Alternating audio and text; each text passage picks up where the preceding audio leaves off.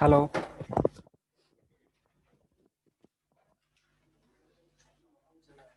क्या कहा? क्या मॉल चल रहा है? फॉग चल रहा है? पुराना हो गया यार, 5-6 साल पुराना हो गया। कुछ नया नहीं आया। हाँ।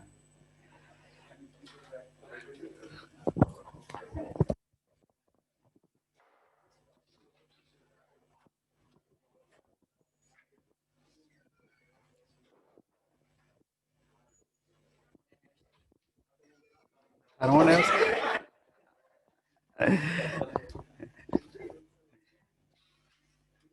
लैग कर रहा है तुम्हारा system.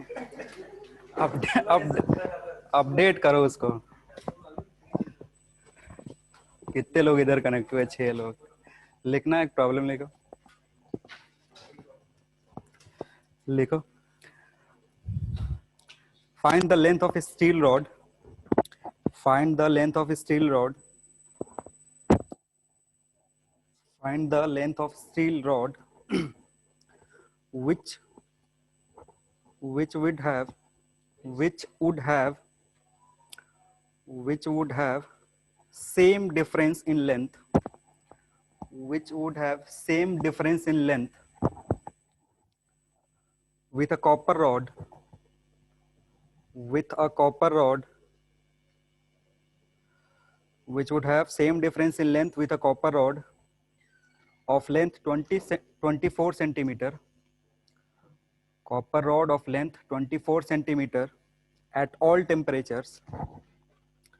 At all temperatures, if alpha copper is equal to 18 into 10 raised to power minus 6 Kelvin inverse, and alpha steel is equal to 12 into 10 raised to power minus 6 Kelvin inverse.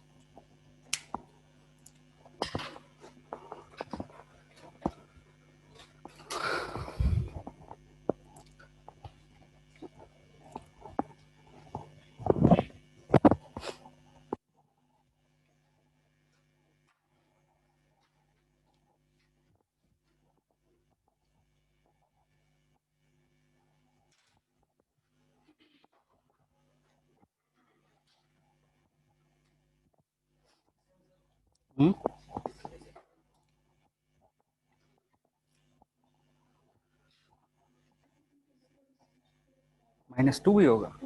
अच्छा, metre में -2, centimetre में ही बता सकते हो।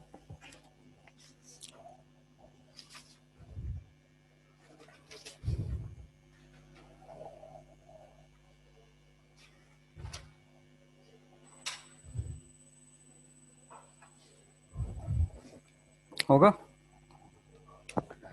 Easy है, कल ही बताए थे। अगर डिफरेंशियल जो लेंथ है वो कांस्टेंट रहता है तो क्या रिलेशन होता है? Alpha 1 L1 will be equal to alpha 2 L2। तो एक स्टील है तो alpha S T, length of S T will be equal to alpha copper, length of copper. ठीक है, कैलकुलेट क्या करना है? Length of steel. तो लेंथ ऑफ स्टील को इधर रहने दो, alpha copper by alpha steel into length of copper.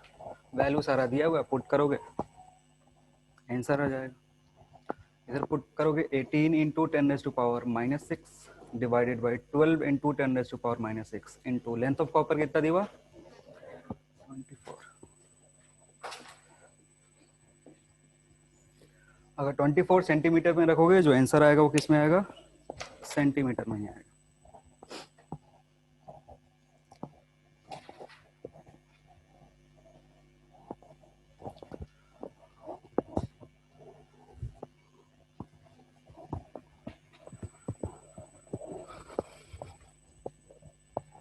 Next heading लिखेंगे बाई मेटालिक स्ट्रिप।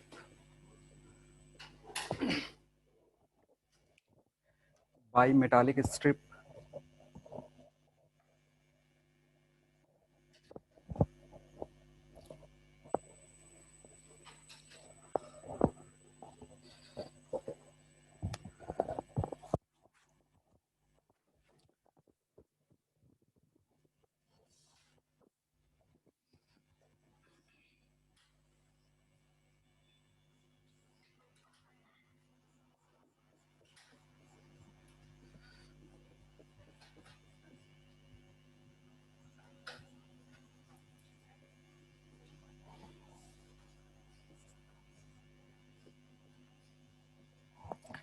दो मेटल्स है, उसको ऐसे चिपका के रखा हुआ, लेंथ सेम है, थिकनेस भी सेम है, बट जो thermal coefficient of linear expansion है वो दोनों मटेरियल के लिए अलग अलग है। थर्मल कोफिशिएंट मटेरियल पे डिपेंड करता है। तो अगर एक कॉपर है, मान लो ये कॉपर है और ये स्टील है, दोनों को ऐसे चिपका करके रखा हुआ है।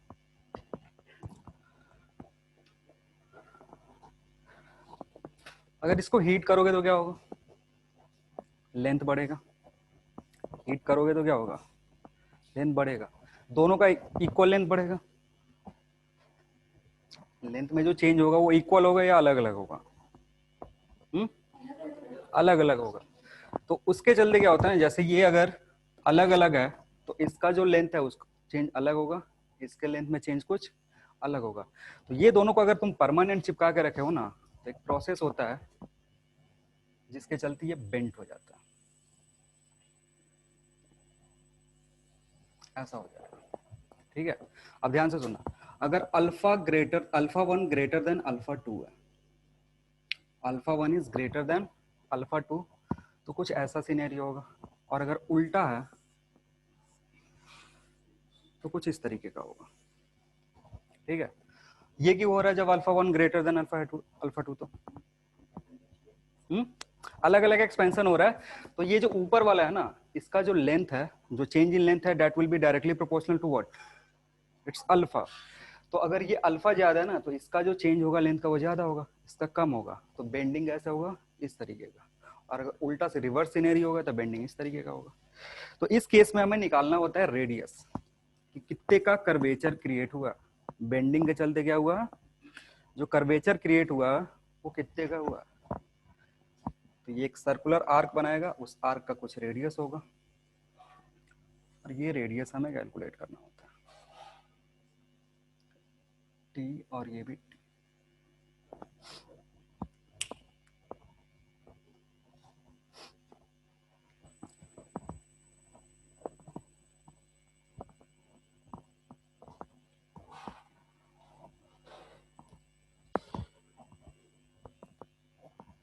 समझ में आ रहा है ना क्यों हो रहा है ऐसा, और ये सिनेरियो समझ में आ रहा है, alpha greater than alpha two है तभी क्यों ऐसा लिख रहे हैं।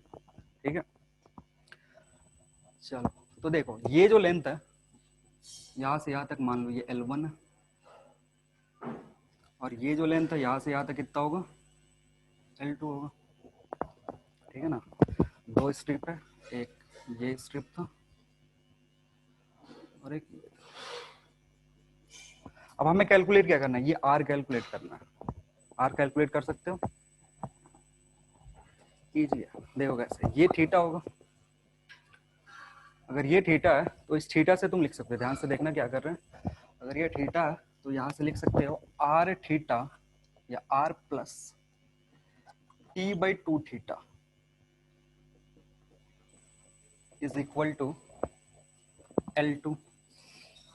एवरेज ले रहे हैं क्योंकि ये आर है ना, इसका जो थिकनेस है वो कितना होगा, थिकनेस टी है, तो इसको हाफ करोगे तो टी बाई टू इधर से कुछ, तो एवरेज, इसका एवरेज ले रहे हैं तो L2 आएगा, तो ये लिख सकते हो।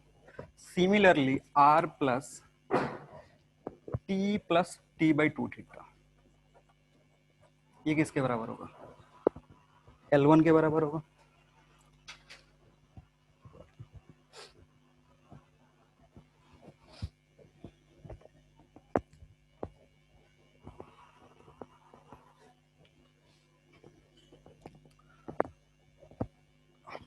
अब L1 L2 कैसे निकलेगा, टेम्परेचर चेंज, L1 हमें पता है, L1 को लिख सकते हो L1 plus alpha delta T, या अल्फा वन डेल्टा टी।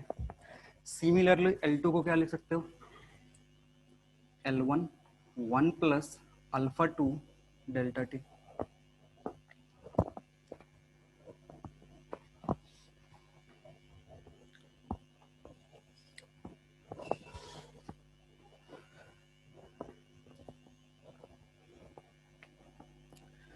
अब हमारा यहाँ काम है आर कैलकुलेट करना।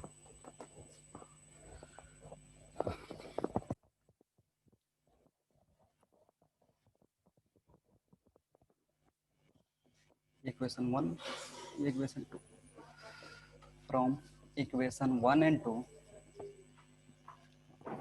from equation 1 and 2, सिंप्लीफाई करोगे तो it will come as r is equal to t by alpha 1 minus alpha 2 into delta T. ये कंफ्यूजन क्रिएट करेगा, इसको कैपिटल टी कर करेगा. कैपिटल टी टेम्परेचर चेंज है और टी जो है वो थिकनेस है.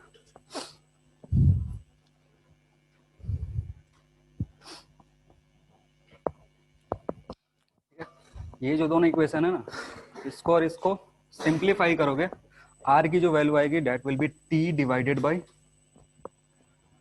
Alpha 1 minus alpha 2 divided by delta T. Delta T क्या है? Change in temperature. तो नीचे लिख सकते हो where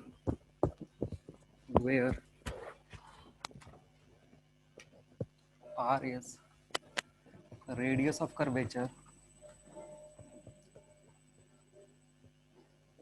of bimetallic strip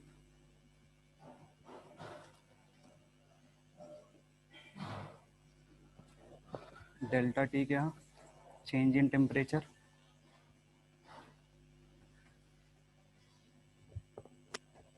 T जो है वो थिकनेस है इस स्ट्रिप का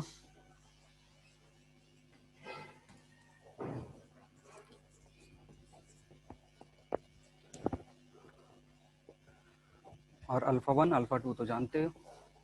अल्फा 1 है वो रॉड जिसका थर्म लीनियर एक्सपेंशन ज़्यादा है और अल्फा 2 है जिसका लीनियर एक्सपेंशन कम है.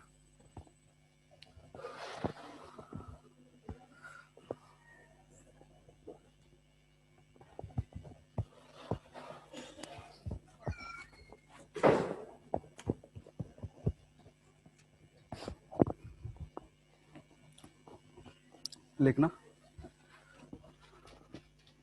इफ प्रॉब्लम है.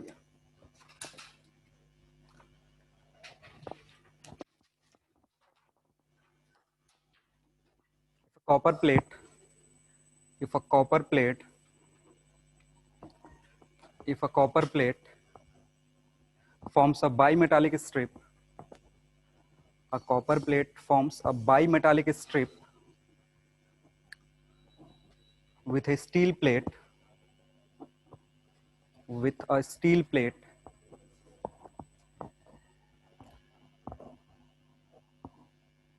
of same thickness of same thickness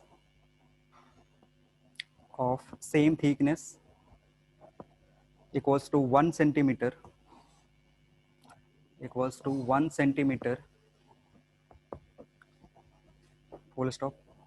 If there is a temperature change of if there is a temperature change of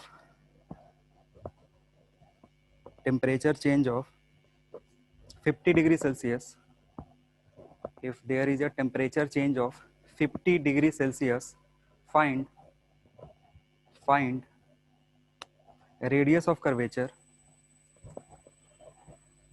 then find radius of curvature of the bimetallic strip. Alpha की value ऊपर से use करेंगे, previous वाले problem में जो alpha दिया होता उससे यूज करेंगे.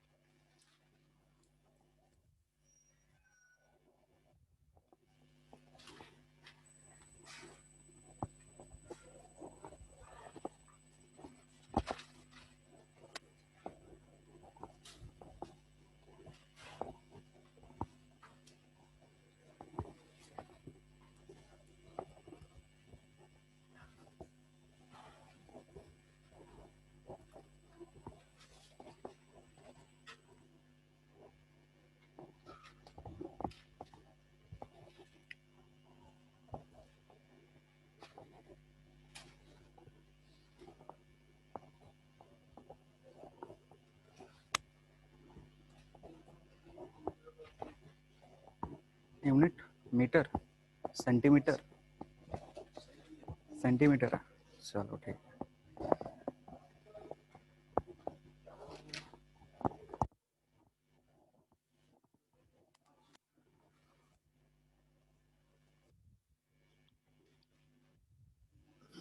क्या कर रहे हो? अल्फा 1 माइनस अल्फा 2 करना है तो मल्टीप्लाई कर दो, माइनस करो ना,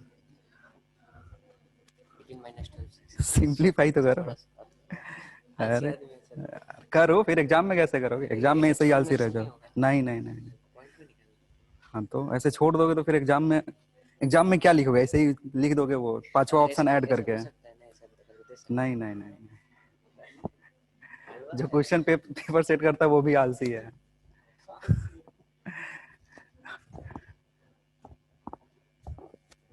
सॉल्व करो, क्लासरूम में बैठ के सॉल्व करोगे तो भी एग्जाम में सॉल्व करने का मन करेगा। अब इधर नहीं कर रहे हो ना तो वहां भी मन नहीं करेगा।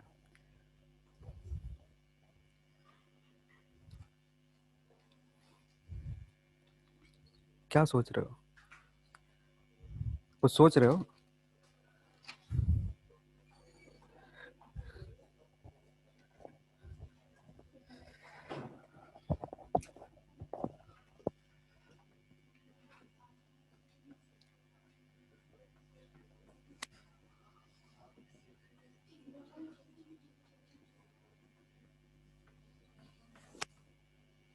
इतना ही तो करना है सॉल्व।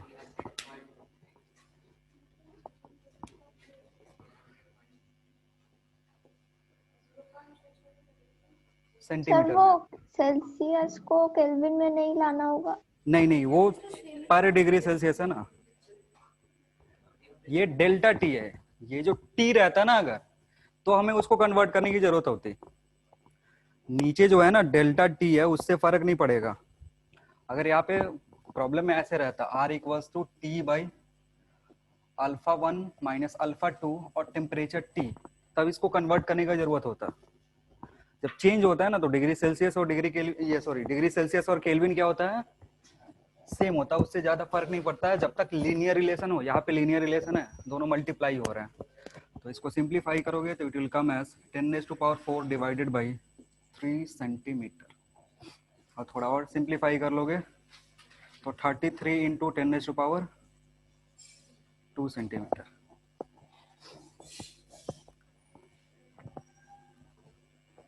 ठीक है।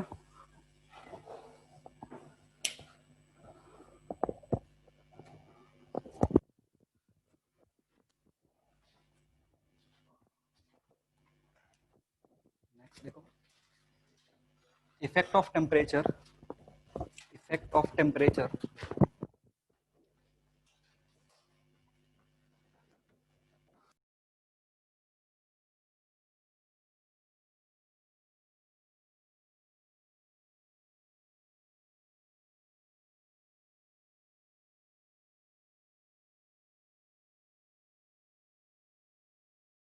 effect of temperature on time period of a simple pendulum.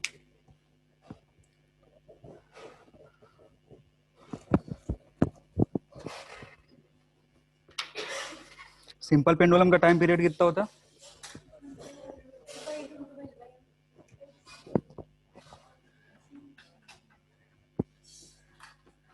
ये होता है। ठीक है, तो देखो अब जो टाइम पीरियड है ना is directly proportional to root over L, और ये जो एल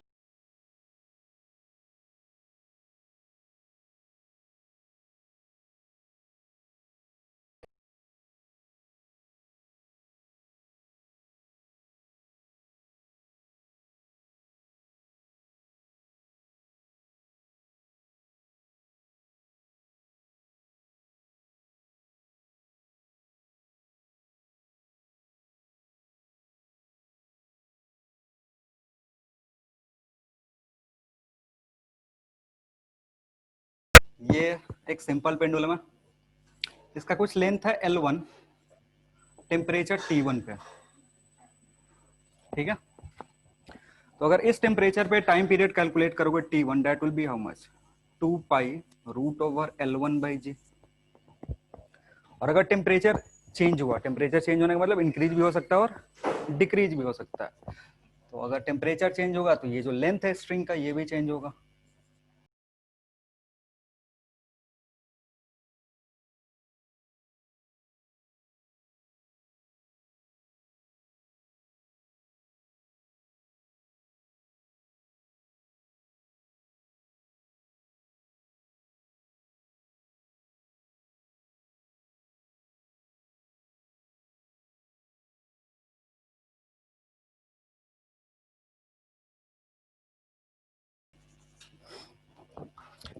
तो टाइम पीरियड जब दूसरे केस में निकालोगे तो 2 पाई रूट ओवर L2/G आएगा।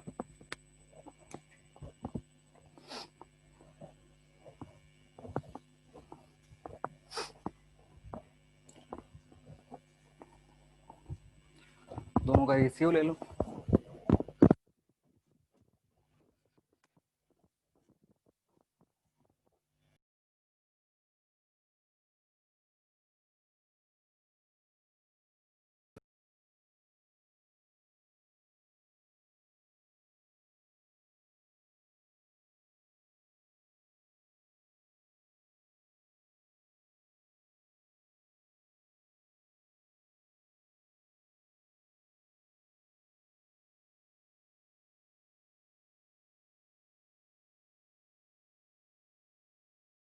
है ना, L2 को लिख सकते हो L1 1 + α T2 - T1, आया ना।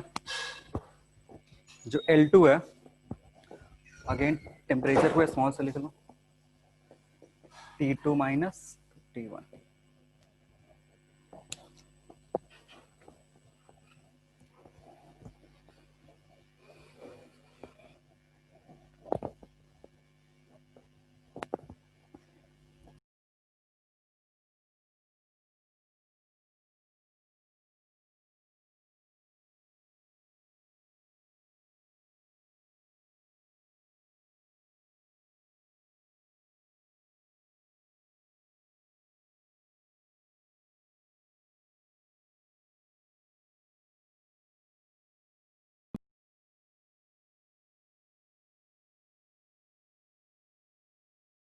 Divided by L1।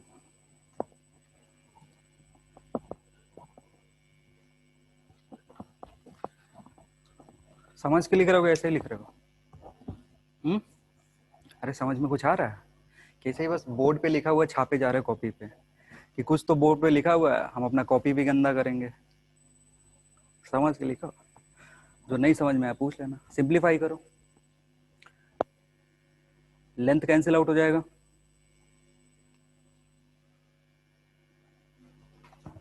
होगा?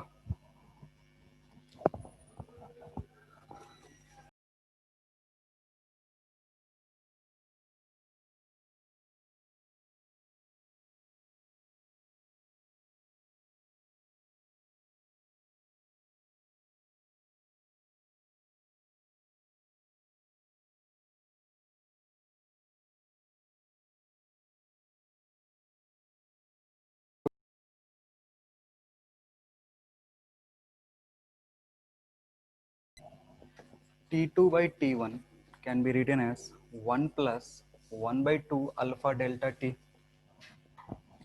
ये 1/2 इधर आके मल्टीप्लाई हो जाएगा। बाइनोमियल एक्सपेंशन याद है ना? बहुत बार बताया, अभी तक तो कितना बार यूज कर चुके होगे बाइनोमियल एक्सपेंशन का।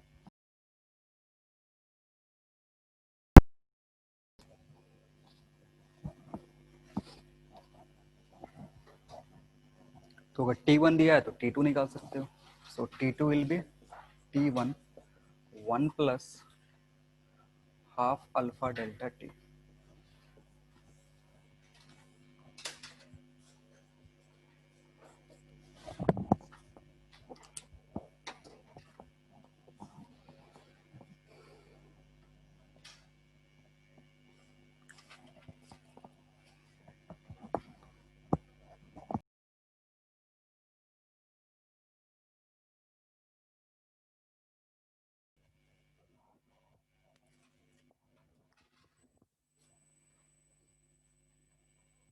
हो गया? चलो इस पे भी एक प्रॉब्लम करते हैं।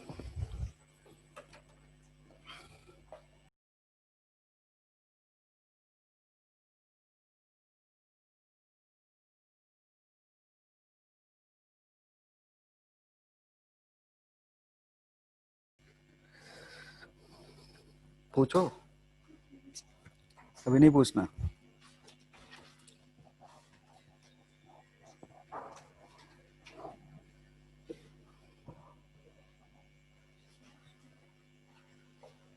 देखना, the temperature of A pendulum, the temperature of A pendulum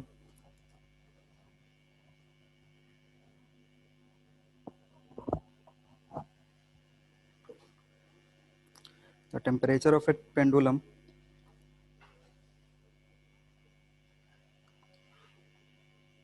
is the temperature of a pendulum is capital and its time period is small t.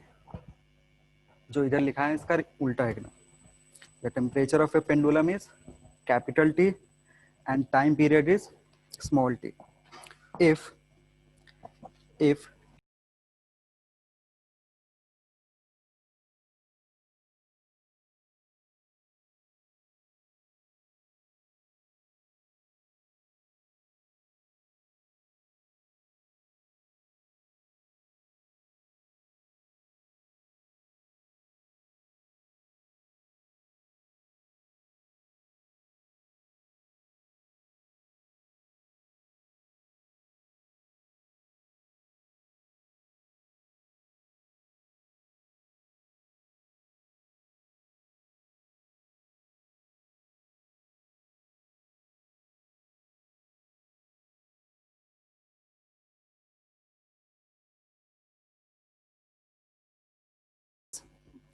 If temperature is raised by delta t, इधर लिखा हुआ, if temperature is raised by delta t, then find change in its time period. Then find change in its time period.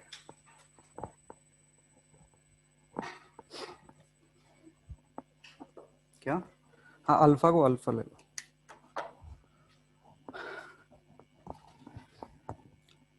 जो भी wire है उसका linear thermal coefficient जो है वो अल्फा दिया हुआ।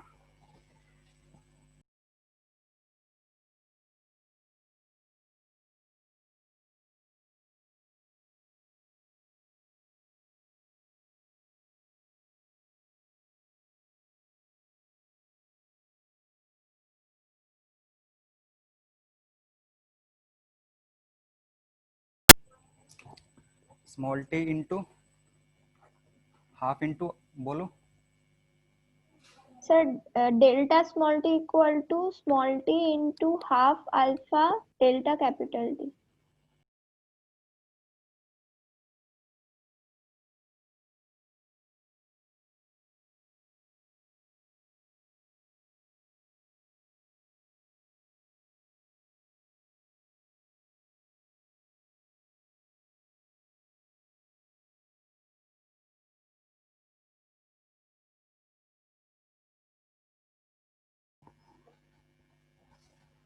इधर लिखा हुआ, अभी भी फॉर्मूला यहाँ लिखा हुआ है, बस उधर हल्का सा हेर फेर करके आंसर आ जाएगा।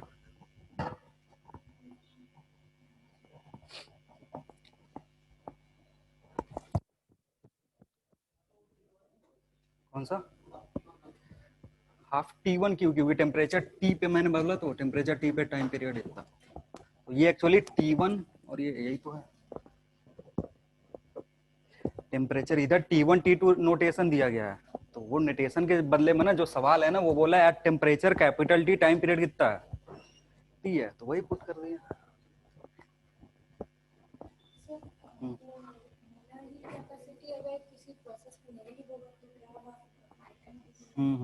बताया नहीं थे, पता करे हो? नहीं पता कर, चलो बता देंगे। इधर किसी ने पता करा कि अगर किसी भी प्रोसेस का मोलर हीट कैपेसिटी नेगेटिव है, इसका क्या मतलब है? चलो बताएंगे, क्या होगा? तेज बोलो ना। चलो ये सिंप्लीफाई कर लिए। इधर करना क्या, इधर इसी फॉर्मूला में T2 माइनस T1 तुमको कैलकुलेट करना, ठीक है? T2 माइनस T1 होगा कितना? Half alpha T1 delta T हमने जो डेरिवेशन किया उसके अकॉर्डिंग ये आंसर होगा, लेकिन जो सवाल है ना उसमें नोटेशन बस चेंज कर दिया। ये डेल्टा टी है, that is equal to half alpha T1 delta T. तो क्वेश्चन के अकॉर्डिंग पुट करोगे तो ये होगा। आ रही बात समझ में? अब नोटेशन रट नहीं लेना है कि सर ये कैपिटल टी लिया है टाइम पीरियड के लिए, सवाल में ये देगा, कुछ भी चेंज कर सकता है। तुम लोग को बस ध्यान देना है कि ये टाइम पीरियड है, इधर क्या है टेम्परेचर है, उसके अकॉर्डिंग पुट करेंगे।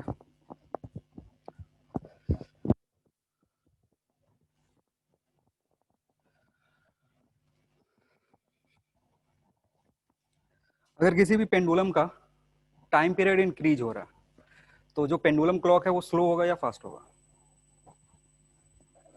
टाइम पीरियड इंक्रीज हो रहा है तो जो क्लॉक है पेंडुलम क्लॉक है वो स्लो होगा या फास्ट होगा? ठीक है, क्लियर? लिख लो नोट में।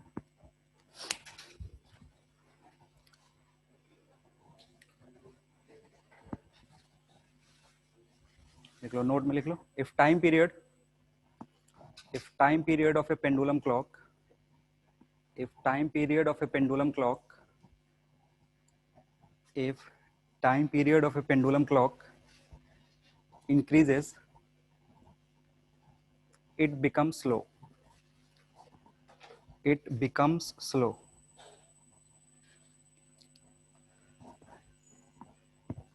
तो जो पेंडुलम क्लॉक समर और विंटर में टाइम देगा वो गलत गलत देगा, ठीक है ना?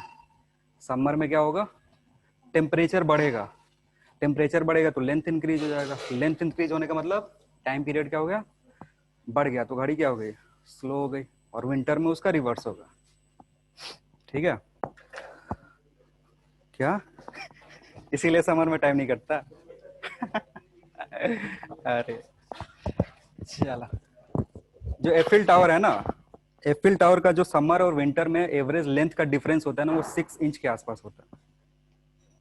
समर में उसको लेंथ मेजर करोगे, हाँ पूरा टावर का ही बोल पूरा मेटालिक है, और समर और विंटर के रिस्पेक्ट में जब उसको मेजर करते हैं तो जो लेंथ आता है, जो भी उसमें आयरन लगा हुआ है उसका थर्मल कोफिशिएंट यूज करते हैं, फिर हाइट यूज करते हैं, तो उसमें जो चेंज आता है टेम्परेचर चेंज के चलते लेंथ में वो अबाउट 6 इंच के आसपास होता है, ठीक है? चलो सवाल क्या था वो थोड़ा सा इधर से हट के चलते हैं, पहले उसको बता दे। सी पोलिन निगेटिव बताते कि निगेटिव हो सकता, ठीक है ना? सी पोलिन निगेटिव होने का क्या मतलब है कि सिस्टम को हीट दे रहे हैं, ध्यान से सुनना, सी पोलिन निगेटिव का मतलब है सिस्टम को हीट दे रहे हो फिर भी इसका टेम्परेचर घट रहा है। आ रही बात समझ में?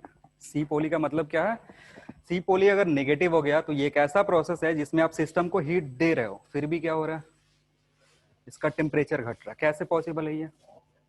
वर्क डन हो रहा है। वर्क डन किस तरीके से, देखो होता क्या ना कि हमें पता है Q is equal to U plus W. अब डब्ल्यू क्यू जो प्रोवाइड करता है ना वो क्या करता है, दो चीज करता है, इंटरनल एनर्जी बढ़ाता है और साथ ही साथ वर्क डन। तो जो इंटरनल एनर्जी बढ़ाता है ना उसी के चलते टेम्परेचर चेंज होता है, ये इंक्रीज या डिक्रीज होता है। इंटरनल एनर्जी अगर बढ़ेगा तो टेम्परेचर क्या होगा, इंक्रीज होगा, ठीक? तो क्यू दिए, अगर यहाँ पे प्रोसेस क्या हो रहा है, क्यू दे रहे हैं लेकिन फिर भी इंटरनल एनर्जी क्या हो रहा है, घट रहा है, तभी टेम्परेचर क्या हो रहा है, घट रहा है। हीट दिए, टेम्परेचर घटने का मतलब है कुछ पोर्शन जो है ना इंटरनल एनर्जी का वो वर्क में चला गया। तो सी पोली किसी भी प्रोसेस का नेगेटिव है, इसका मतलब यह है कि हीट देंगे टेम्परेचर घटेगा। क्यों घट रहा है, क्योंकि कुछ पोर्शन जो है इंटरनल एनर्जी का वो कहाँ खर्च हो रहा है, वर्क डन करने में। क्लियर है? लिख सकते हो उधर पलट के, जिधर भी था जहां सी पोली नेगेटिव बताए थे वहां नोट में जाकर के लिख लो, negative negative molar heat capacity means,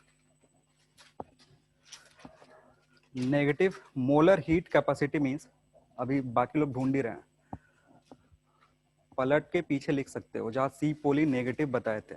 negative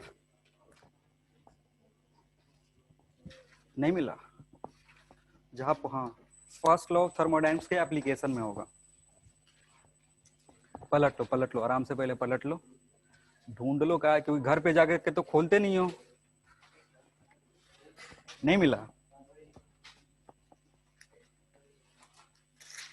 ये तो है लिखना, negative molar heat capacity means on adding heat on adding heat to the system, negative molar heat capacity means on adding heat to the system, its temperature decreases. Its temperature decreases.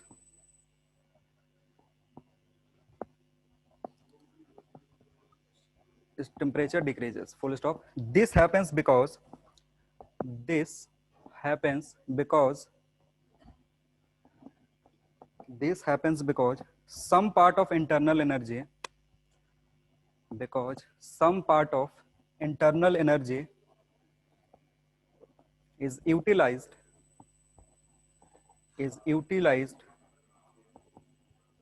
in work done, because some part of internal energy is utilized in work done. ठीक है, तो अगर internal energy घटेगा तो temperature घट जाएगा.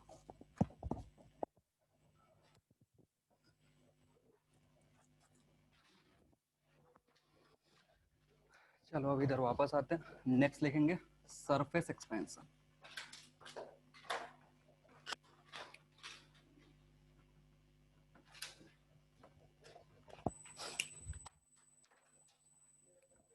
Surface expansion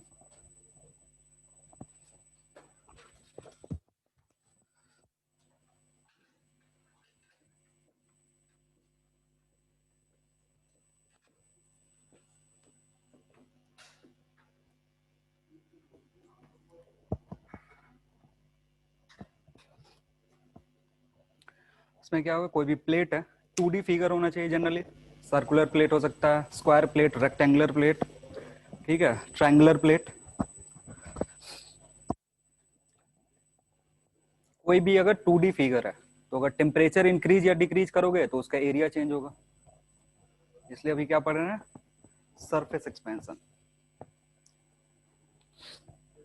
देखो इसमें होगा क्या, सेम सिनेरियो जो डिफिनीशन उधर लिखाए थे ना, लीनियर चेंज. उधर सब लेंथ की जगह क्या हो जाएगा, एरिया हो जाएगा. अल्फा की जगह क्या हो जाएगा, अल्फा के बाद बीटा आता है. हाँ हाँ ठीक है, सही है.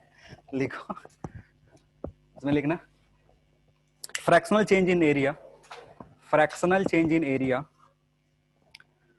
Fractional change in area due to change in temperature, fractional change in area due to change in temperature, due to change in temperature is directly proportional to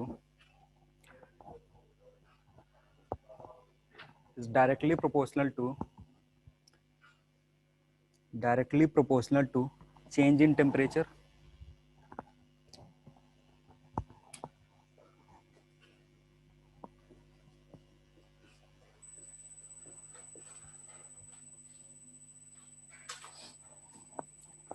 लिख लो, that is delta A by A1 is directly proportional to what, change in temperature, delta T.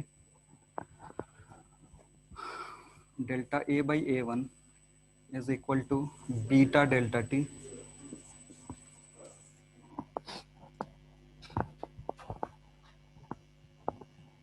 ठीक है, और beta यहाँ क्या होता है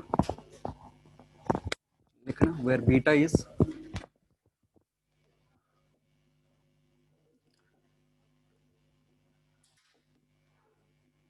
thermal coefficient of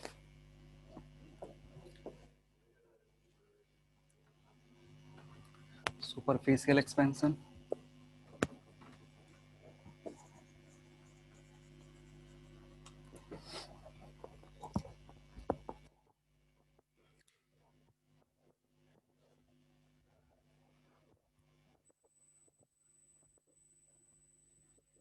unit क्या होगा,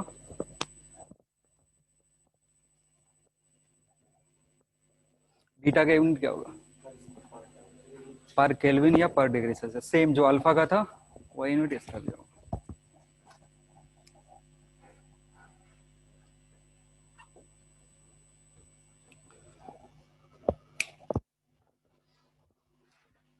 इसको सिंप्लीफाई करने के बाद जो फाइनल इक्वेशन आएगा that will be A2 equals to A1 1 plus beta delta T. जहाँ जहाँ लेंथ था वहाँ एरिया आ जाएगा, और जहाँ अल्फा था वहाँ क्या आ जाएगा, बीटा आ जाएगा।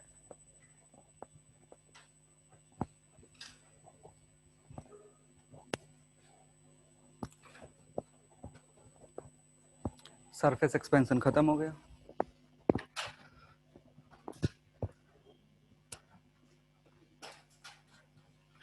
वॉल्यूम एक्सपेंशन,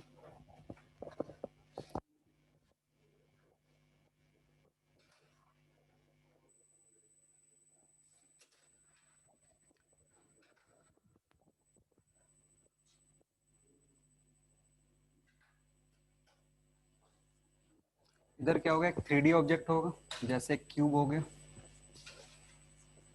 टेम्परेचर चेंज होगा तो इसका वॉल्यूम चेंज होगा V2। जो पहले प्लेट बनाए थे ना वहां पे क्या बना दोगे, क्यूब या कोई क्यूबॉइड। इनिशियली V1 पे था, जब टेम्परेचर इंक्रीज किया या डिक्रीज किया तो V2 हो गया।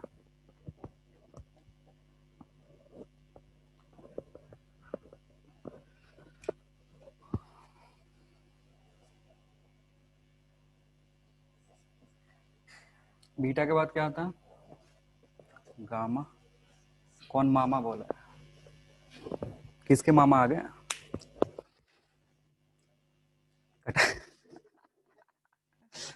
और कोई फेमस मामा नहीं है क्या, टिट। नहीं नहीं नहीं, वो मामा अभी दूर। हाँ, मामा लोग बहुत फेमस है, सकनी मामा, कंस मामा। और अभी के जनरेशन का, नहीं अभी टीटू मामा की, कटप्पा कम फेमस है क्या उससे। टिट्टू सब जानते हैं, टिट्टू को सब जानते हैं। बढ़िया, तुम जानते हो। ये यार साधु आ गया, महात्मा, चरण छू लो इनके।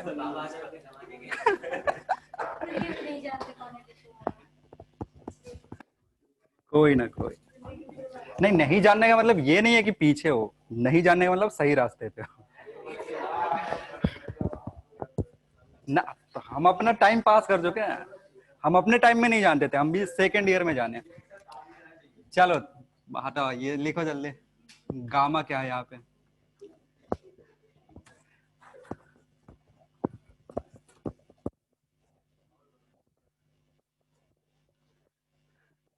तुम जानते हो, नहीं जानते, कुछ लोग हैं जो नहीं जानते, बढ़िया है बढ़िया।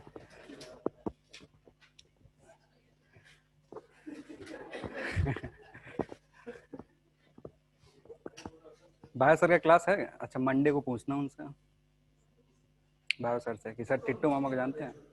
ऐसे थोड़े है कि नहीं पता, पूछना एक बार, ट्राई कर लेना, ट्राई करने में क्या जाता है। तो दोनों से पूछ लेना एक बार।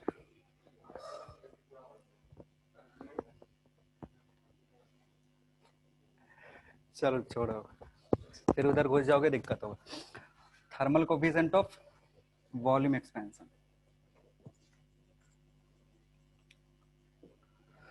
जो रिजल्ट आएगा V2 will be V1 1 plus gamma delta T। बस वॉल्यूम एक्सपेंशन भी खत्म हो गया।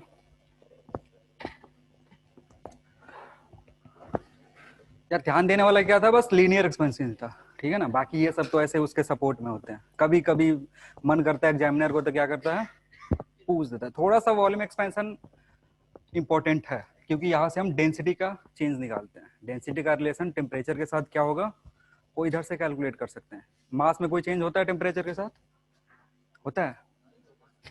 हाँ, तो जो इस वॉल्यूम को मास के टर्म में लिख सकते हो ना, मास और डेंसिटी के टर्म में, तो मास मास कैंसिल आउट हो जाएगा, डेंसिटी का रिलेशन आ जाएगा। तो इसके नीचे लिख लो, variation in density, variation in density with temperature, variation in density with temperature.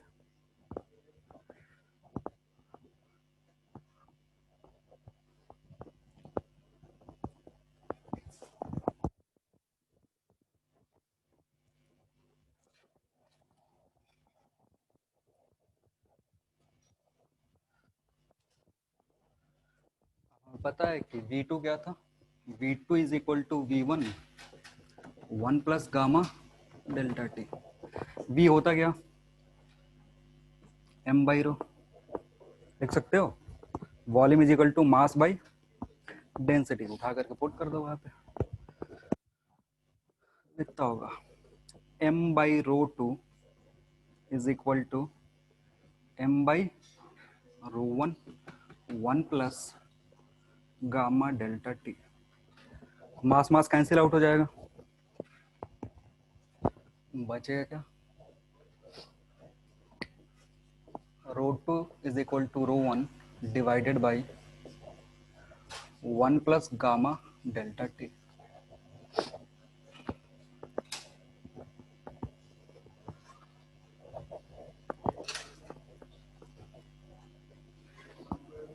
इसको ऊपर ले जा सकते हो,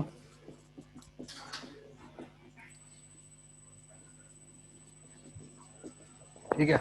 अगेन इसको क्या कर सकते हो, बाइनोमियल एक्सपेंशन, बाइनोमियल करोगे तो ये जो पावर है ये उठ के कहाँ चला जाएगा, इसके बाद, तो rho two will be equal to rho one, 1 minus gamma delta T, क्योंकि डेंसिटी का टेम्परेचर के साथ इनवर्स रिलेशन होता है, टेम्परेचर बढ़ेगा तो डेंसिटी घटेगा, ये बता रहा है।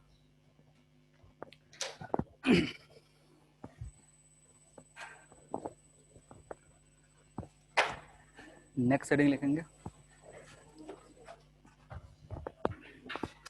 कितना टाइम बचा, आधा घंटा। रिलेशन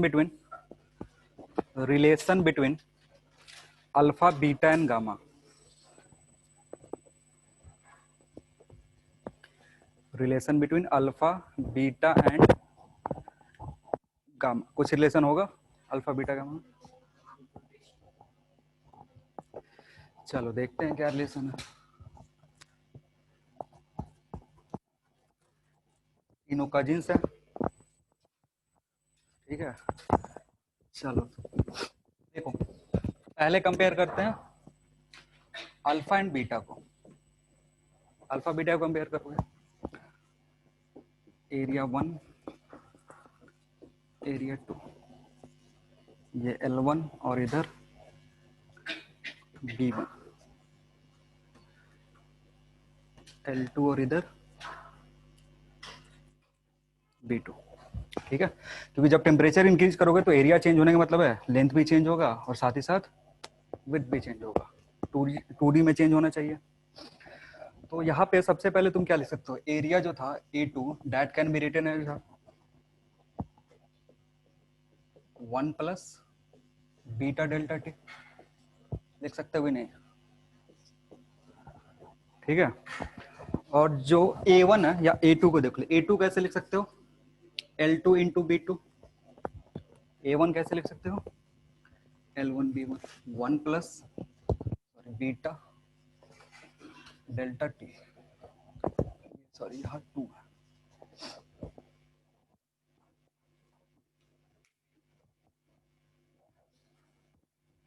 ये B2।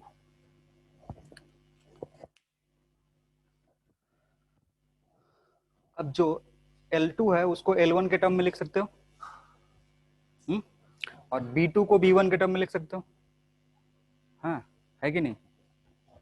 देखो वो कह रहे हैं ना कि ये इस डायरेक्शन में और इस डायरेक्शन में ये लीनियर चेंज है, अगर ये लेंथ में चेंज देखोगे तो एक तरफ का लीनियर चेंज, और दूसरी तरफ देखोगे तो दूसरी तरफ का लीनियर चेंज, आ रही बात समझ में। तो L2 को L1 के फॉर्म में लिख सकते हैं, B2 को B1 के फॉर्म में लिख सकते हैं, गिवन अगर इस डायरेक्शन का तुम्हें थर्मल कोफिशिएंट पता हो कौन सा, लीनियर, और इस डायरेक्शन का थर्मल कोफिशिएंट पता हो लीनियर, आ रही बात समझ में। सेम भी हो सकता है डिफरेंट भी हो सकता है, तो अभी हम डिफरेंट मान के चलेंगे। अल्फा 1 और अल्फा 2, अल्फा 1 है किधर लेंथ के अलोंग, और अल्फा 2 किसके अलोंग है, विड्थ के अलोंग। तो ऐसे लिख सकते हो L2 equals to L1 1 plus alpha 1 delta T, जल्दी बोलो हाँ या ना। L2 को लिख सकते हो, आधे लोगों को पल्ले ही नहीं पड़ रहा है क्या क्या कर रहे हैं, बोलो हवा लग रहा है, नहीं लग रहा है। देखो ये लिख सकते हो कि नहीं, AC नहीं चल रहा है ना दावा, नहीं इधर फिजिक्स में हवा लगना चाहिए। A2 ये यहां तक समझ में आया, अरे ये आया ना, और इधर ये दूसरा वाला, अरे एरिया अरे इसमें क्या समझ में नहीं, देखो एरिया जो है ना लेंथ इनटू ब्रेड्थ कर सकते हो। सुनो सुनो, लेंथ इनटू विड्थ कर सकते हो। अरे देखो देखो इधर एरिया 2 है, एरिया 2 किसका है, टेम्परेचर T2 पे एरिया है, तो टेम्परेचर T2 पे लेंथ कितना है L2, और विड्थ कितना है B2, तो L2 इंटू B2 करेंगे तो A2 आया, नहीं आया, नीचे वाला। अरे बोलो तो यार, हंसेगा नहीं कोई, बोलो क्या दिक्कत, बोलो बोलो बोलो। अरे रुक जाओ, हाँ बोलो। अरे मास्क हटा दो। क्या, सच में? अरे सब हंस दे रहे हैं, गलत बात, हंसना नहीं है। वैसे B2 लिख सकते हो, B2। अरे बदमाशी नहीं, 1+α2 ΔT। इधर ऑनलाइन वालों को समझ में आ रहा है, माइक ऑफ नहीं है ना? यस। अच्छा ठीक है। पुट करके सिंप्लीफाई करो।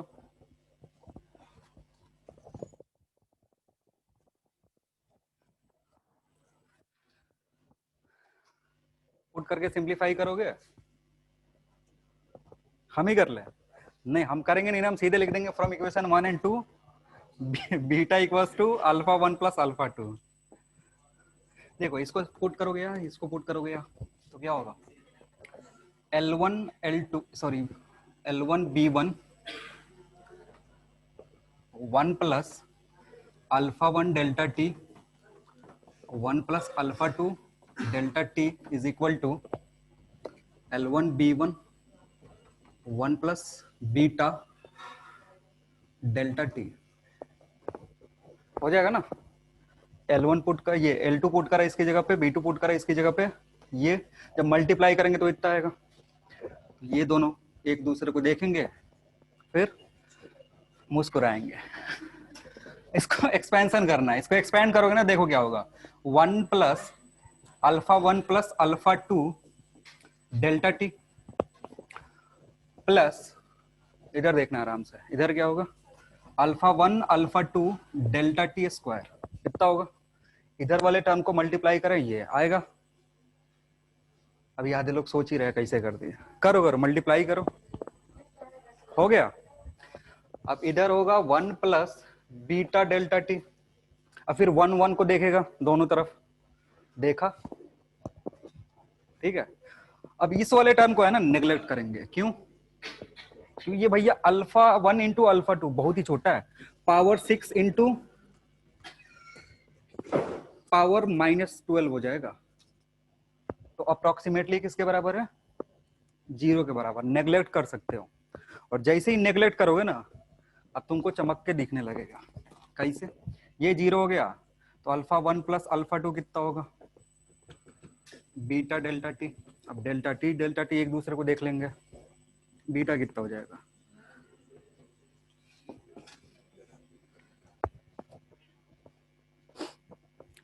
ठीक है क्या,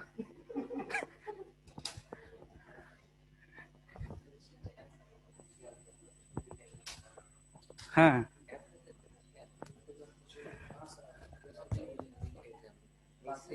2 बीटा कहाँ से आया, तो 3 अल्फा कहाँ से आया।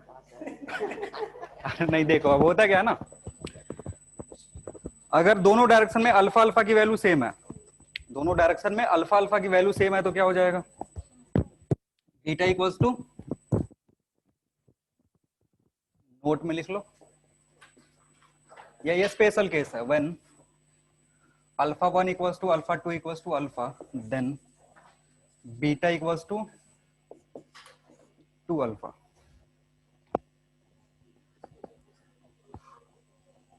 ठीक है, हाँ वो जो तुम रटे हो ना, वो कौन सा केस है, स्पेशल केस है। स्पेशल केस क्यों, हो सकता है अलग अलग डायरेक्शन में अल्फा की वैल्यू क्या हो, अलग अलग हो, ऐसे मटेरियल को होमोजीनियस नहीं बोलते हैं। अगर ये होमोजीनियस मटेरियल है तो ऐसा कुछ होगा, डायरेक्शन पे डिपेंड नहीं करेगा, ऐसा कुछ। बीटा और अल्फा का रिलेशन देख लिया, नेक्स्ट रिलेशन देखेंगे गामा एंड अल्फा का।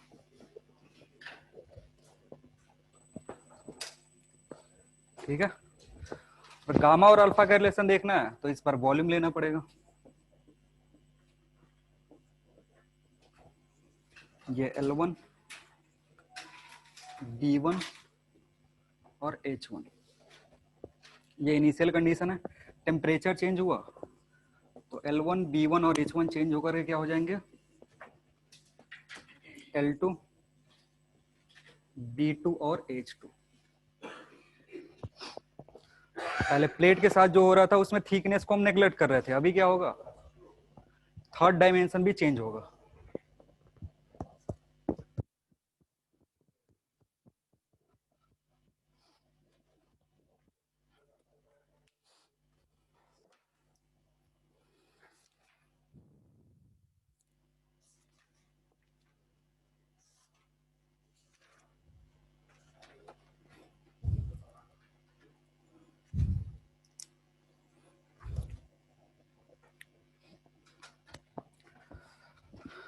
तो यहां से क्या लिखोगे, V2 equals to V1 1 plus gamma delta T, और V2 को क्या लिख सकते हो, L2 और B2 H2 equals to L1 B1 H1 1 plus gamma delta T. Again L2 को L1 के फॉर्म में लिखोगे, B2 को B1 के फॉर्म में, H2 को H1 के फॉर्म में। अरे यार सिंप्लीफाई नहीं करेंगे, डायरेक्ट लिख लेंगे।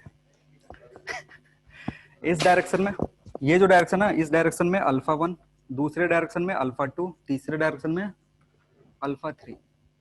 तो जो गामा होगा that will be alpha 1 plus alpha 2 plus alpha 3।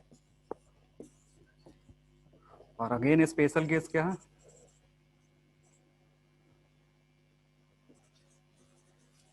Alpha 1 equals to alpha 2 equals to alpha 3। अगर अल्फा के बराबर है तो gamma will be equal to how much, 3 alpha.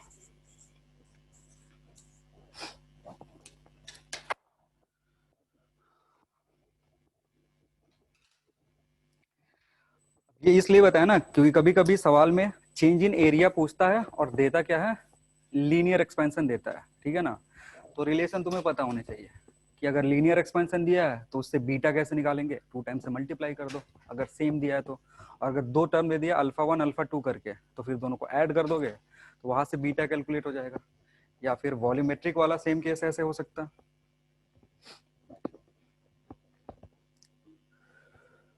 हो गया, चलो देखते हैं कोई सवाल होगा तो।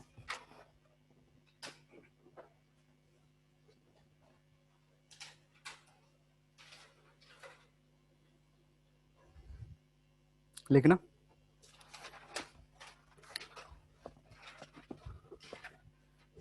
Coefficient of linear expansion, coefficient of linear expansion, coefficient of linear expansion of a crystal in one direction, of a crystal in one direction, of a crystal in one direction is alpha 1, is alpha 1, and and and in other two mutually perpendicular direction, and in other two mutually perpendicular direction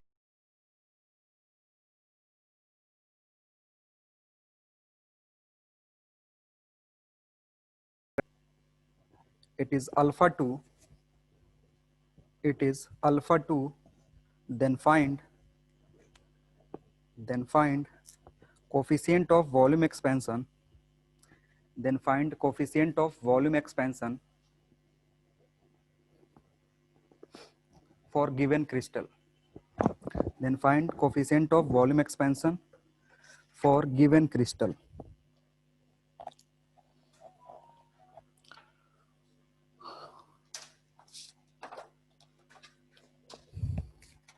answer अब तक आ जाना चाहिए था।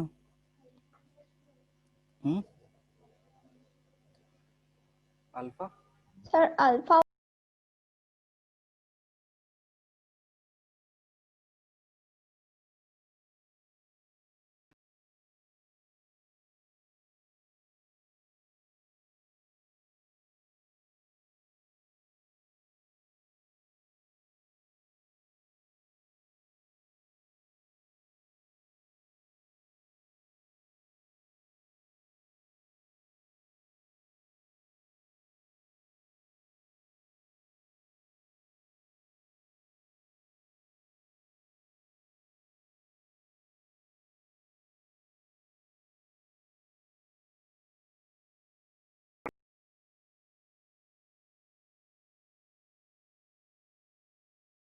आप कर सकते हो, इसमें कुछ है नहीं।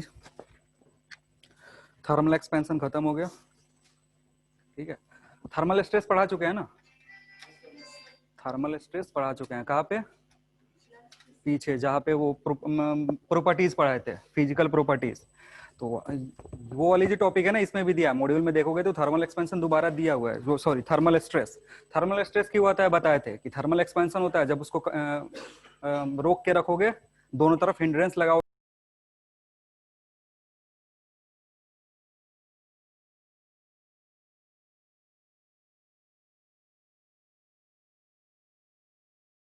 सेम टू सेम चीज दोबारा क्यों पढ़ना।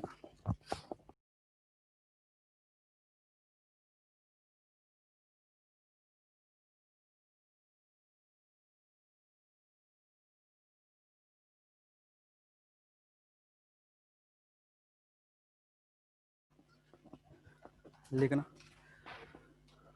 Time period of a simple pendulum, time period of a simple pendulum,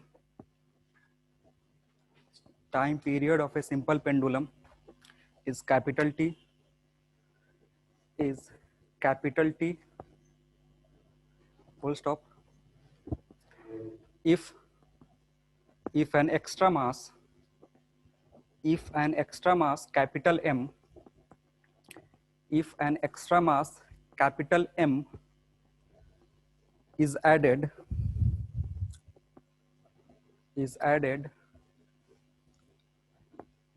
its time period becomes T2, its time period becomes T2,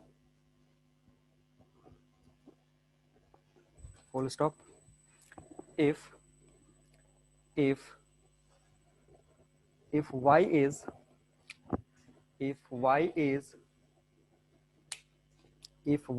Young's modulus, if y is Young's modulus of the string, if y is Young's modulus of a string, then find 1 by y, then find 1 by y। और area जो दिया है वो capital A दिया हुआ है, area भी लिख सकते हो, area of wire is capital A, cross section area, cross section area of wire is capital A.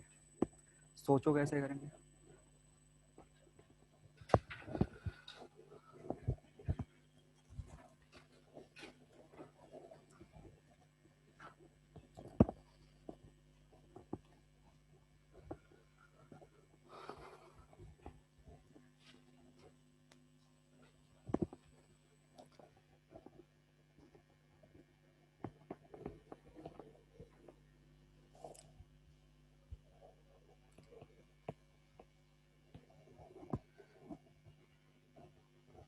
जिसने पूछा था वो प्रेजेंट है? Yes sir. चलो ठीक है फिर।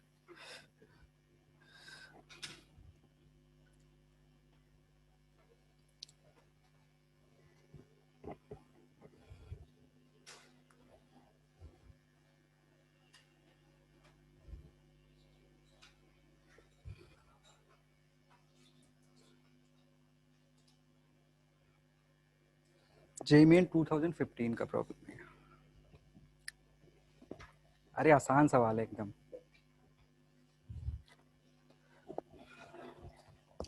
अच्छा पहले ये बताओ कि मास इंक्रीज और डिक्रीज करते हैं तो टाइम पीरियड पे इफेक्ट पड़ता है कि नहीं?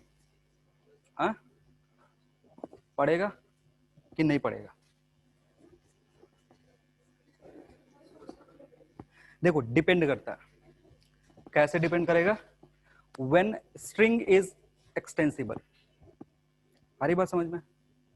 एक्सटेंसिबल का मतलब है कि एक स्ट्रिंग था जिससे हमने एक मास हैंग करके रखा, स्मॉल एम, इसका कुछ लेंथ है एल। अगर मास इंक्रीज कर रहे हो, ये लेंथ चेंज नहीं हो रहा,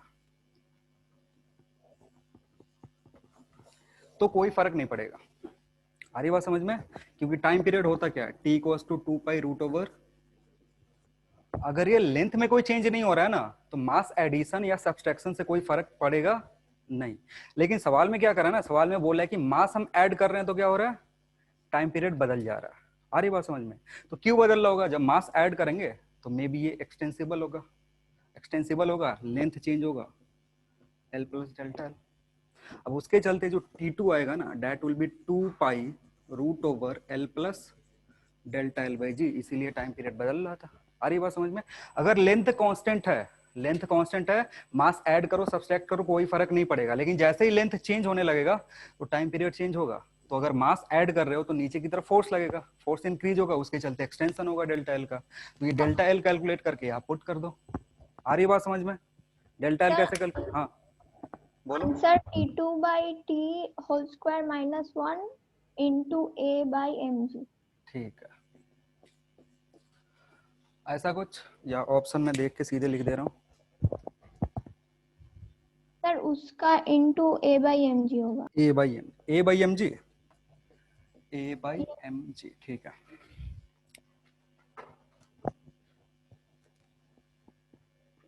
आप सॉल्व करो, अब हो जाना चाहिए।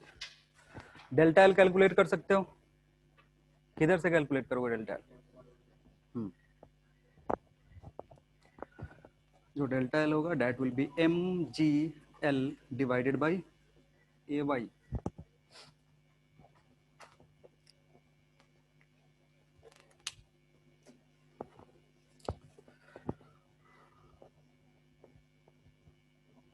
अब ये y निकालना है तो डेल्टा एल को यहाँ रिप्लेस करो, रेशियो ले लो, कैंसिल आउट हो जाएगा, जो जो टर्म कैंसिल आउट होने वाला है उसके बाद आंसर आ जाएगा। जिसने पूछा उसको समझ में आया? हाँ सर। ठीक है,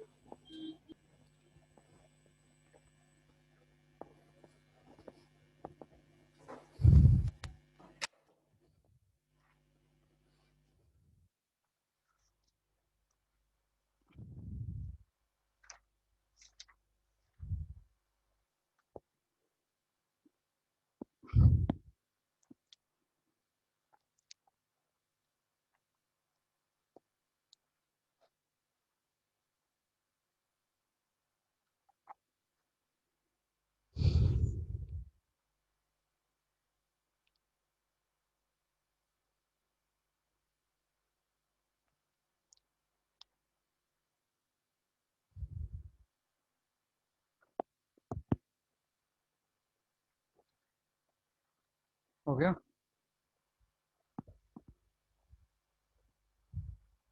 चलो एक छोटा सा लास्ट टॉपिक है, 7-8 मिनट का, टाइम कितना, 8 मिनट बचेगा, खत्म हो जाएगा। ये सॉल्व कर लोगे ना कि पूरा सिंप्लीफाई करें? नहीं कर पाओगे? हाँ तब ठीक है। तो मैथ्स है नहीं है इसमें, क्या ही मैथ्स है, भागा गुना थोड़ी करना है, सब्स्टिट्यूशन करना है। चलो नेक्स्ट हेडिंग लिखना, ह्यूमिडिटी।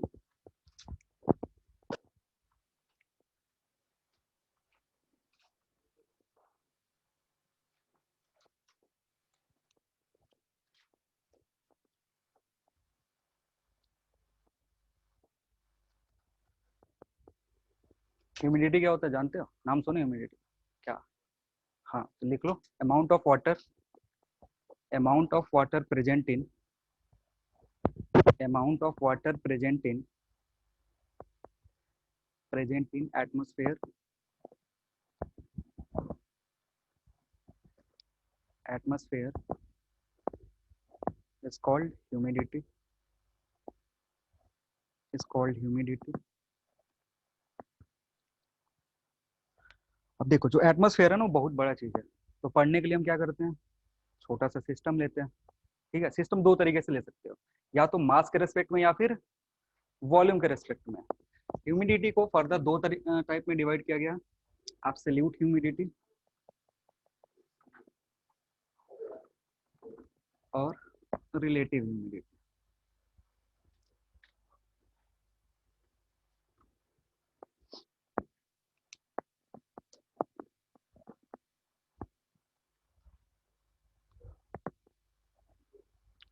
एब्सोल्यूट ह्यूमिडिटी, दूसरा रिलेटिव ह्यूमिडिटी। अब हेडिंग लिखना, absolute humidity.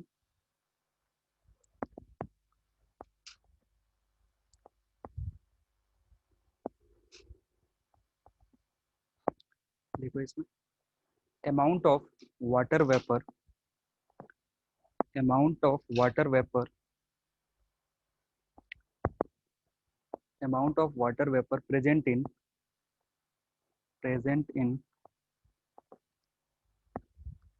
1 kg of dry air present in 1 kg of dry air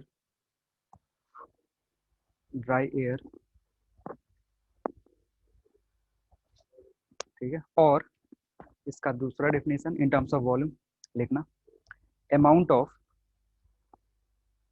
of water vapor present in amount of water vapor present in unit volume in unit volume is called is called is called absolute humidity is called absolute humidity।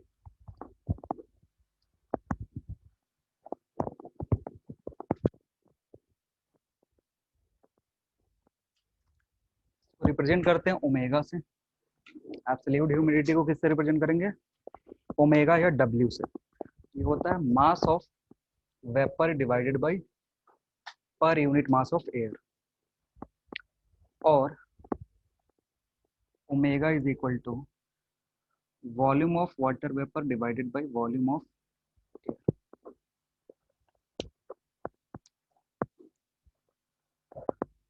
दो term में, या तो मास के term में कर लो कि अगर 1 kg जैसे एम ए मास है तो उसमें वाटर वेपर कितना, ठीक है, या फिर अगर वी ए वॉल्यूम है एयर का तो उसमें वाटर वेपर कितना। यूनिट क्या होगा इसका? यूनिटलेस होगा, लेकिन इसको यूनिटलेस रखते नहीं है। होता क्या है ना कि 1 kg अगर ड्राई एयर है ना, 1 kg ड्राई एयर है तो इसमें ज्यादा से ज्यादा 20 ग्राम वाटर वेपर मिक्स हो सकता है। हरी बात समझ में? अगर 1 kg ड्राई एयर है तो उसमें ज्यादा से ज्यादा कितना हो सकता है? 20 to 21 ग्राम। तो इसलिए इसका जो यूनिट रखते हैं ना वो ग्राम पर केजी ऑफ ड्राई एयर है। तो यूनिटलेस, लेकिन ऊपर वाले को किस में मेजर करते हैं? ग्राम में मेजर करते हैं, नीचे वाले को केजी में करते हैं। और इसका क्या कर सकते हैं? ये तो यूनिटलेस ही है, और वॉल्यूम मीटर क्यूब में। अब नेक्स्ट लिखो रिलेटिव ह्यूमिडिटी।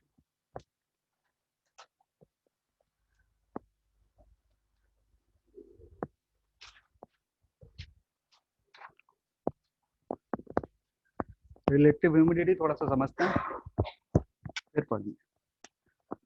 चलो, केमिस्ट्री में सॉल्यूशन तो पढ़ ही लिए होगे, सैचुरेशन स्टेट ये सब नहीं पता? सॉल्यूशन नहीं पढ़े हो? अच्छा चलो थोड़ा सा देखते हैं। ये ग्लास है, इसमें वाटर है, ठीक है। अब इसमें क्या कर सकते हो? शुगर बोलो या कुछ भी, सॉल्ट बोलो, मैं शुगर ले रहा हूँ, ठीक है। तो अगर शुगर इसमें मिक्स करना करना चालू करोगे, सॉल्यूशन बनाओगे, तो कुछ एक ऐसा स्टेट आएगा जिसके बाद अगर इसमें शुगर डालोगे तो और उसमें सॉल्व डिजोल्व नहीं होगा, ठीक है ना। उस स्टेट को क्या बोलते हैं? सैचुरेशन स्टेट बोलते हैं। सारी बात समझ में क्या बोलो कि ये वाटर था, इसमें हमने शुगर डालना शुरू करा, मिक्स करा, तो मिक्स करोगे तो इसमें डिजोल्व हो जाएगा, दिखेगा नहीं। और शुगर ऐड किया, फिर डिजोल्व किया, मिक्स हो गया, नहीं दिखा। लेकिन एक ऐसा इंस्टेंट आता है जिसके बाद अगर शुगर डालोगे फिर उसको डिजोल्व करने की कोशिश करोगे तो डिजोल्व नहीं होगा, वैसे ही बचा रह जाएगा।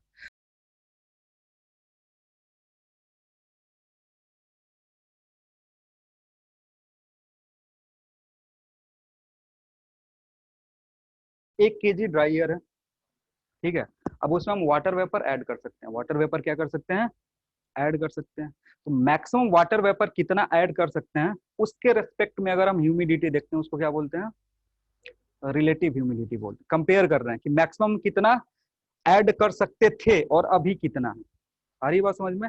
मैक्सिमम मतलब अगर 10 ग्राम ऐड कर सकते हैं मैक्सिमम किसी भी टेम्परेचर पे, कोई पर्टिकुलर टेम्परेचर है जिसमें हम 1 kg ड्राई एयर में क्या इतना ऐड कर सकते थे, लेकिन एबिलिटी के चलते मान लो इसमें 5 ग्राम ही अभी ऐड हुआ। तो अगर इसको इसके रिलेटिव में बताओगे तो क्या बोलेंगे उसको? रिलेटिव ह्यूमिडिटी बोलेंगे। आ रही बात समझ में? मैक्सिमम ऐड इतना कर सकते थे लेकिन है कितना? 5 ग्राम ही है। तो इस ओमेगा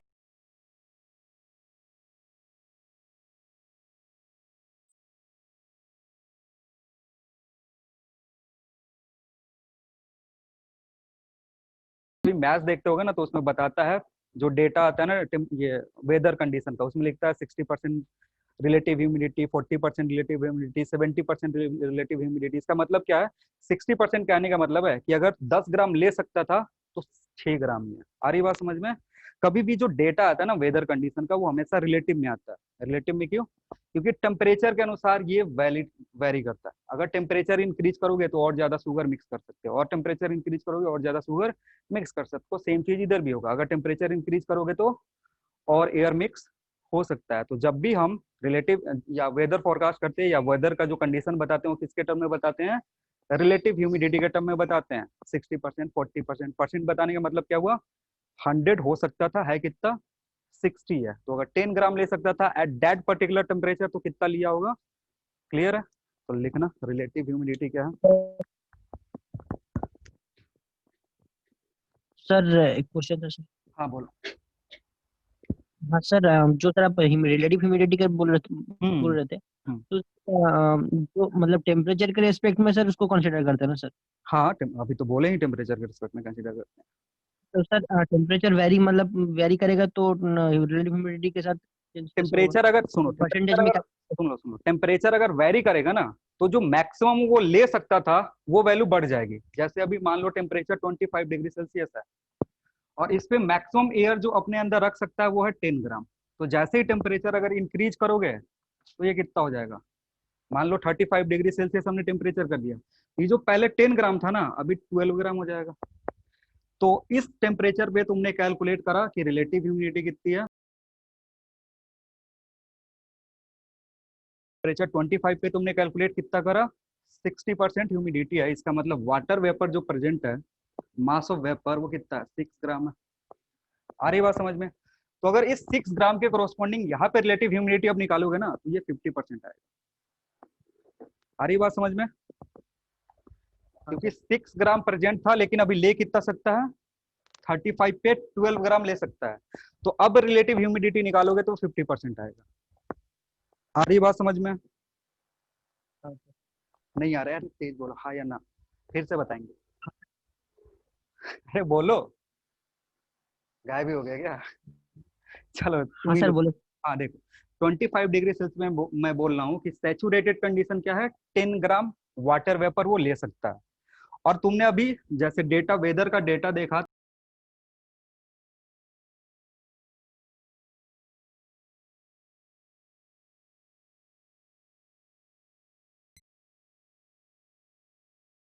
अरे बात समझ में। अगर टेम्परेचर बढ़ाया, हमने टेम्परेचर बढ़ा रहे हैं, कितना कर दिए? 35 कर दिए। 35 करोगे ना, तो इसका जो सैचुरेशन कंडीशन है वो क्या होगा? बढ़ेगा। तो 10 से 12 आर्बिट्री है, 12 हो जाएगा। तो अगर 12 हो गया ना, तो मैक्सिमम कितना ले सकता है? 12 ले सकता है, लेकिन है उसके पास कितना? 6 ग्राम। तो अब रिलेटिव ह्यूमिडिटी निकालोगे तो कितना आएगा? 6/12, 1/2 × 100 करोगे तो 50%। आ रही बात समझ में? बोलो। तो रिलेटिव ह्यूमिडिटी टेम्परेचर पे डिपेंड क्यों करता है? क्योंकि टेम्परेचर जैसे ही बढ़ेगा तो मैक्सिमम जितना वो लेने का कैपेसिटी था ना, वो बढ़ गया। ठीक है, अब ज्यादा डिजोल्व कर सकता है। लेकिन जो वाटर वेपर एयर में प्रेजेंट है वो कितना था? 6 ग्राम था पर केजी। ये नहीं ना पूरा हम एटमोस्फेयर का वाटर नहीं मेजर कर रहे हैं, हम कितने का मेजर कर रहे हैं?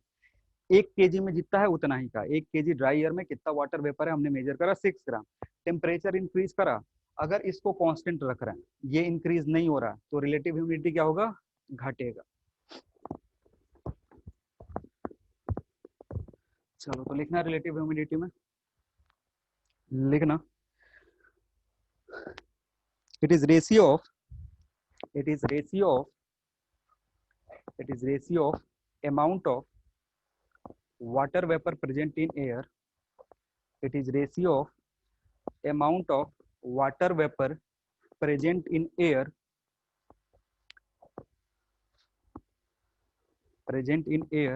to to amount of water vapor to amount of water vapor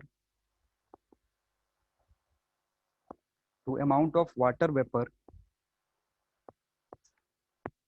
at saturated condition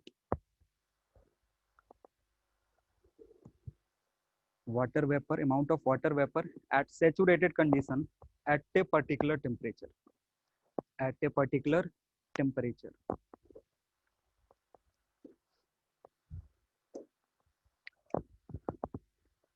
That is, इसको रिप्रेजेंट करते हैं पाई से. पाई होता है m बाई या M B by M B S. M B है अमाउंट ऑफ वाटर वेपर जो present है, और एम वी एस क्या है, मैक्सिमम अमाउंट जो ले सकता है, amount of water vapour eight saturated condition.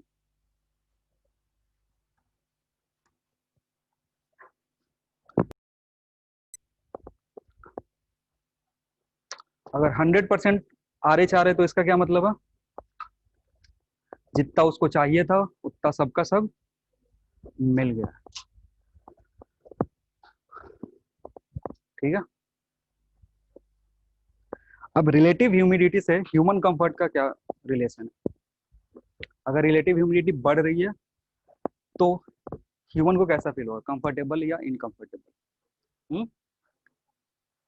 अलग वर्ड बना रहे हो, अनकंफर्टेबल. हाँ, क्यों, क्या क्यों होगा. अगर रिलेटिव ह्यूमिडिटी बढ़ रहा है तो क्या दिक्कत होगा. देखो रिलेटिव ह्यूमिडिटी कम है ना, तो इसका मतलब एयर के पास जितना रिलेटिव ह्यूमिडिटी कम होगा, एयर के पास कैपेसिटी है कि जो भी वाटर वेपर आसपास में दिखेगा, जो भी वाटर दिखेगा उसको सीधे क्या कर लेगा,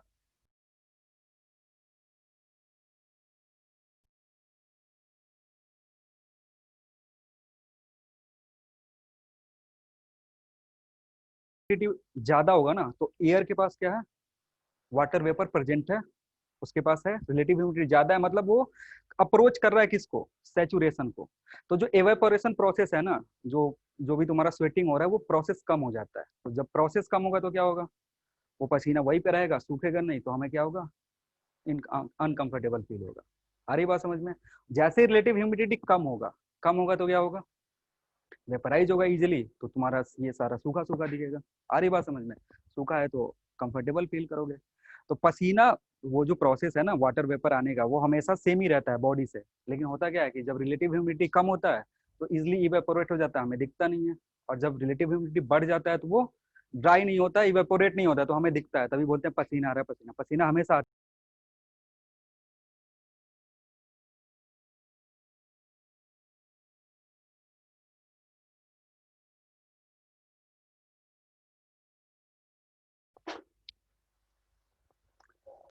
ड्यू पॉइंट, ड्यू समझते हो,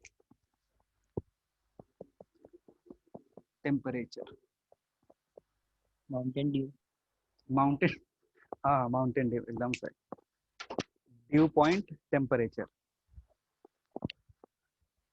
ड्यू समझते हो तो ड्यू का वो डेफिनेशन लिखाने की जरूरत है नहीं ना. सवेरे सवेरे उठते हो ना तो वो पत्ते पे एक ऐसा बूंद रहता है. हाँ.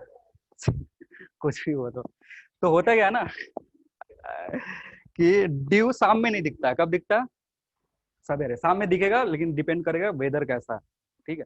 अब गर्मी के दिन में ना सवेरे सवेरे जब उठ के, सवेरे उठते तो हो नहीं लेकिन फिर भी कभी उठ गया, अरे सुन लो, होगा क्या कि पत्तों पे देखोगे ड्रॉप्स दिखेंगे. वो ड्रॉप्स क्यों होते हैं, होता क्या ना कि जब टेम्परेचर ज्यादा रहता है तो जो एयर है उसका वाटर एब्जॉर्ब करने की कैपेसिटी क्या होती है, बढ़ जाती है. जैसे ही टेम्परेचर कम होगा तो वो घटेगा धीरे धीरे.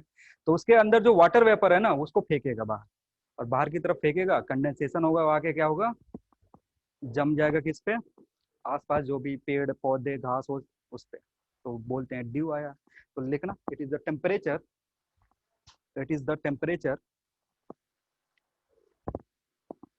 it is the temperature at which, it is the temperature at which water vapor present in, water vapor present in atmosphere, atmosphere just start to, atmosphere just starts to condensate, condensate. Gas से liquid में change करने के process को क्या बोलते हैं, condensation. तो water से किस में चेंज, वाटर वेपर से किस में चेंज हो रहा है, लिक्विड वाटर में चेंज हो रहा है, इसलिए क्या बोलना है, condensate. So it is the temperature at which water vapor present in atmosphere just start to condensate. ठीक है, तो ये वो टेम्परेचर है जिस टेम्परेचर से क्या होगा, जस्ट ड्यू फॉर्म होना स्टार्ट हो जाएगा, और नीचे टेम्परेचर ले जाओगे तो क्या होगा, और ज्यादा ड्यू बनेगा। तो जब बहुत ज्यादा टेम्परेचर फॉल हो जाता है ना विंटर के दिन में, तो जो ड्रॉप है ना वो कहाँ दिखते हैं, हवा में, जिसको हम क्या बोलते हैं, फॉग बोलते हैं। ठीक है, जब टेम्परेचर बहुत ज्यादा फॉल हो जाएगा तो वाटर लेने की जो कैपेसिटी है किसकी, एयर की, वो कम हो जाएगी। तो कम होने के चलते है वाटर जो ड्रॉपलेट है वो एयर में ट्रैप रहेंगे, और ट्रैप रहते हैं उसके चलते क्या होता है, फॉगिंग होता है। फॉगिंग गर्मी के दिन में क्यों नहीं दिखता है, टेम्परेचर ज्यादा है, उसकी कैपेसिटी और ज्यादा है लेने की, बहुत ज्यादा ले सकता है। तो जितने भी आसपास तालाब वाला प्रेजेंट है सब में सबसे इवेपोरेशन होते रहता है, वो सोखते रहता है, ऊपर जाकर के फिर बारिश होता है। क्लियर, चलो इसी के पास साथ तुम्हारा थर्मल पोर्शन खत्म, वेव पढ़ेंगे अगले क्लास से। थैंक यू एवरीवन, मिलते हैं नेक्स्ट क्लास में। Thank you, sir.